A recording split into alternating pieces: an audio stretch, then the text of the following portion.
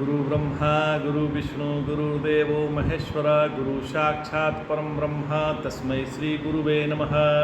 ओम नमो ब्रह्मदिव्यो ब्रह्म विद्या संप्रदायकतभ्यो मंसऋषिभ्यो महद्भ्यो नमो गुरुभ्यः। सर्वपल्लवरहित प्रज्ञानघनः विगर्धो ब्रह्मेवामस्मि। ओम नारायणं पद्मं विशिष्यं शक्तिं च तत्पुत्रं पराशरं च व्यासं सुखं गौड़पदं महान्तं गोविन्दमथाशिष्यं श्रीशंकराचार्यमिथास्पदपादं च हस्तामलकं च शिष्यं तं तोटकं वर्तिकामः सुदुसन्ततो मानुतस्मि। श्रुतिस्मृतिपुराणानाम् आलयं करुणालयं नमामि भगवत्पादं शङ्करं लोकशङ्करं शङ्करं शङ्कराचार्यं केशवं बादरायणं सूत्रभासकृतो वन्दे भगवन्तो पुनः पुनः। ईश्वरो गुरुरात्मेति मूर्तिभेदविभागिने व्योमवप्ताय देहाय दक्षिणामूर्तये नमः। ओम श्री गुरुभ्यो नमः। ओम श्री परमात्मने नमः। हम लोग गीता के 11वें अध्याय का अध्ययन कर रहे हैं। नारायण कठोपनिषद में नचिकेत के सद्गुणों से प्रभावित होकर उनके श्री गुरुदेव यमराज जी कहते हैं कि बस हम गुरु की एक ही इच्छा होती है, एक ही इच्छा रहती है। तो क्या इच्छा रहती है? कि तुम्हारे जैसा कोई शिष्य मिले, क्योंकि तुम्हारे जैसे शिष्य भी बहुत ही दुर्लभ है। दो प्रकार के लोग महात्मा से जुड़ते हैं, ध्यान दीजिएगा। दो प्रकार के लोग महात्मा से जुड़ते हैं। एक तो शिष्य होते हैं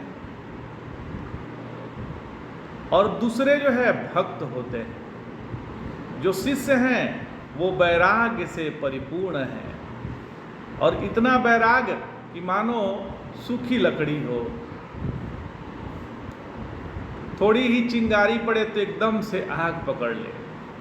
भक्त वो होते हैं जैसे गीली अभी अभी तोड़ी हुई लकड़ी, हरी लकड़ी, तो उसको यदि जलाया जाए तो वो केवल धुआं ही धुआं निकलेगा, आग नहीं निकलेगा।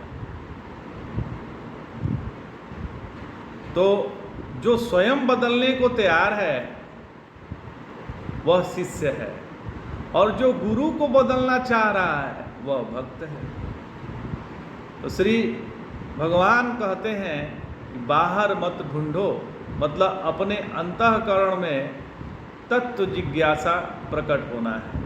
अर्जुन के अंतःकरण में भगवान के दर्शन से इस प्रकार से जिज्ञासा प्रकट हो गई कि उसने कहा कि हे भगवान, मुझे अपने वो रूप का दर्शन कराइए जिस रूप में सब कुछ है, उसके बाहर कुछ भी नहीं है।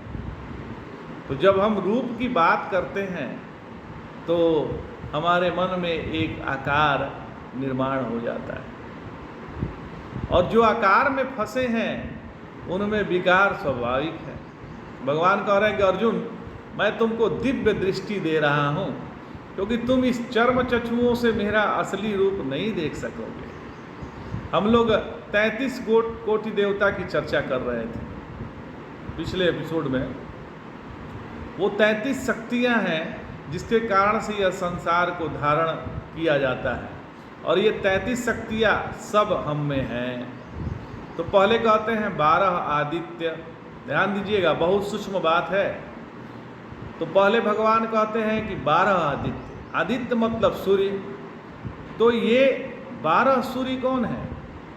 तो जिससे हमारा जीवन चल रहा है। तो 5 कर्मेंद्रिय, 5 ज्ञानेंद्रिय, मन और बुद्धि, ये हो गए हमारे 12 आदित्य। क्योंकि अदिति के पुत्र होने से आदित्य कहा जाता है, तो वैसे भी कह सकते हैं। तो वो क्योंकि वो आधिदैविक वो है, लेकिन ये आध्यात्मिक में तो अपने स्वयं में ही खोजना पड़ेगा। तो 12 आदित्य हो गए, 5 कर्मेंद्रिय, 5 ज्ञानेंद्रिय, एक मन और एक बुद्धि। तो ये हो गए 12 आदित्य। अब आते हैं अष्ट वसु। तो वसु मतलब जिसमें वास होता है वो है वसु। जो हमारी अष्टधा प्रकृति है वही वसु है। पंच महाभूत मन, बुद्धि एवं अहंकार, यही है अष्टधा प्रकृति। तो अब 11 रुद्र है, मतलब 12 आदित्य हो गए, अष्ट वसु हो गए, जो अष्टधा प्रकृति है। अब भगवान कह रहे हैं कि 11 रुद्र। तो रुद्र वो हैं जो रुलाते हैं। तो हमको रुलाता कौन है? तो विषयों का समूह, शब्द, स्पर्श, रूप, रसगंध। यह कैसे रुलाता है? तो मिले तब भी रुलाता है, ना मिले तब भी रुलाता है। तो शादी नहीं हुई तो रोते हैं, तो हो गई तब भी रोते हैं। बच्चा नहीं हुआ तो भी रोते हैं, और बच्चा हो गया तो भी रोते हैं।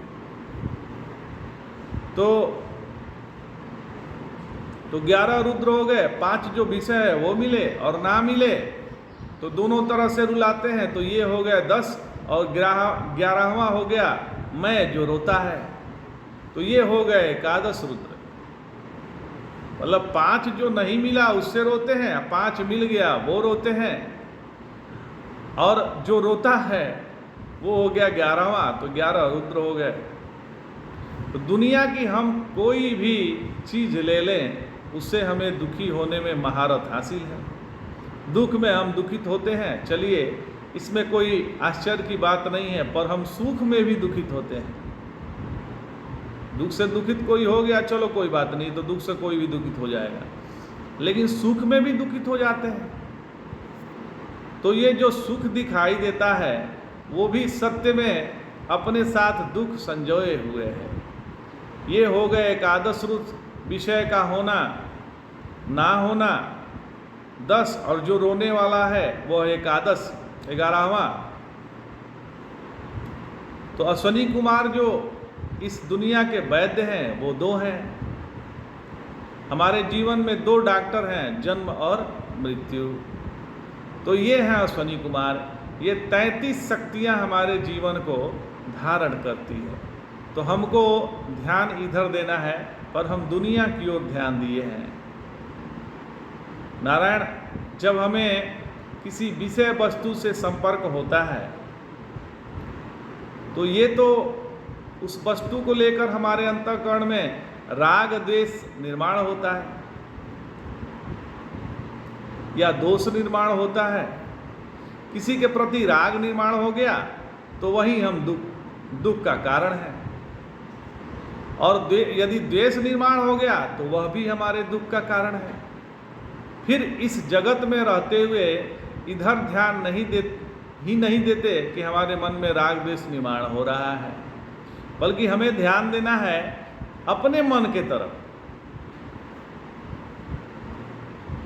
हमें ध्यान देना है अपने मन के तरफ। ध्यान होगा कि हमारा मन कहाँ जा रहा है, हमारा मन किस चीज़ पे प्रभावित हो रहा है, नहीं हो रहा है। तो अपने अंतःकरण के तरफ हमें ध्यान देना है। तो अपने अंतःकरण के ध्यान तब जाएगा जब 0 चॉइस होगा, जब हमारी इच्छा नहीं होगी कुछ भी। जब हमारे मन की तरफ ध्यान होगा तो ये 33 कोटि के देवता है, इनका दर्शन होने लगेगा। मतलब मेरे दुख का कारण अमुक वस्तु के प्रति आसक्ति, अमुक वस्तु के प्रति द्वेष, यह समाप्त हो जाएगा। तो साधना क्या हो गई? तो साधना यह हो गई कि जगत में व्यवहार करते समय अपने मन के क्वालिटी की तरफ ध्यान देना है। लेकिन हमारे लाइफ में पहले डिफ़ॉल्ट सेटिंग है। जैसे हमारे पास हर व्यक्ति का एक ओपिनियन है। किसी के बारे में डिसीजन लेना है या किसी को सलाह देना है, यह भी स्पर्धा बन जाता है। इस स्वभाव से अपने आप को बचाना है महाराज। इसीलिए भगवान ने ऐसा ज्ञान दिया है। भगवान ने कहा कि सबके लिए सामान्य है, कोई एक व्यक्ति के लिए नहीं है। जैसे सारे मनुष्य में शारीरिक रचना एक जैसी ही है, वैसे ही हमारे लिए सबका जीवन सामान्य है, एक जैसा है। जैसे हमें अपने भूख से कष्ट होते हैं, वैसे ही हम अन्य के भूख के कष्ट को हम पहचान सकें तो हमने विश्व रूप का दर्शन कर लिया है। इसलिए यह विश्व रूप दर्शन हम चर्म चक्षुओं से नहीं कर सकते महाराज। अब हमारे चर्म चक्षु से क्या दिखता है? स्त्री यदि माँ के रूप में है तो सबसे बढ़िया है। अच्छा, वही माँ जब अपने जमाई की सास बनती है, मतलब अपनी लड़की की का पति का जमाई होता है, तो या हमारे दामाद बोलते हैं, तो ये जो सास है वो माँ से भी बढ़िया लगती है। इसका कारण जानते हैं क्या है? तो कारण यह है कि जमाई के प्रति प्रेम नहीं अपितु तरस है। बेचारा है तो वो भी स्त्री, पर माता है सबसे बेहतर, पर तो सास माँ हो गई और भी बढ़िया लगती है। वही स्त्री अपने बहू की सास बनती है तो वह उसका व्यवहार भिन्न हो जाता है, जबकि स्त्री एक ही है। इसी में एक रूपता आ गई तो हम विश्व रूप दर्शन कर लिए हैं। कहने का तात्पर्य हो गया है, हमारा साधना यह हो गया कि हम जैसे अपने भूख से विचलित हो जाते हैं वैसे ही दूसरे के भूख को समझ पाए तो विश्व दर्शन हो गया। जैसे हम अपने दुखों से विचलित हो जाते हैं वैसे ही दूसरे के दुखों को समझ जाए तो विश्व दर्शन हो गया। अपने से अन्य किसी को समझना यह बहुत बड़ा पाप है। आज इतना ही। जय जय शंकर, हर हर शंकर।